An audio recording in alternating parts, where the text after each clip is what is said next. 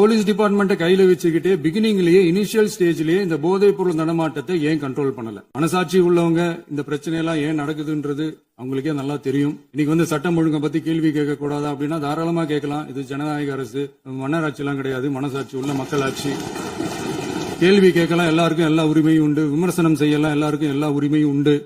ஆனா நம்ம ஆட்சியில என்ன நடவடிக்கைகள் எடுத்திருக்கோன்றது தெரிஞ்சுக்கிட்டு அதுக்கு ஏத்த மாதிரி ஒரு நடுநிலையா பேசுனீங்கன்னா கொஞ்சம் நல்லா இருக்கும். சட்டம் ஒழுங்கை பத்தி யாருக்கு என்ன யோசனை இருந்தாலும், மக்கள் நலனுக்காக யாருக்கு என்ன யோசனை இருந்தாலும் அதை தாராளமாக சொல்லலாம்.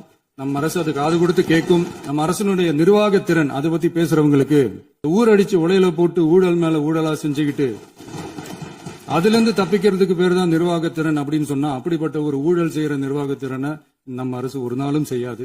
பொட்டி பெட்டியா பணத்தை வச்சுக்கிட்டு, பெட்டியை வச்சு எல்லாம் செஞ்சுக்கிட்டு, போதைப் பொருள் பாதுகாவல் கழக மாடல் அரசாங்கம் செஞ்ச ஒவ்வொரு ஊழலா வெளியில வந்துகிட்டு இருக்கு. டாஸ்மாக்ல அது என்னப்பா அது பேரு, பார்ட்டி ஃபண்ட் கட்சி நிதி அப்படின்ற பேர்ல அடிச்ச கொள்ளையெல்லாம் ஒண்ணு ஒன்னா இப்போ கவர்மெண்டோட கஜானாவுக்குள்ள கொண்டு சேர்த்துக்கிட்டே இருக்கிறோம்.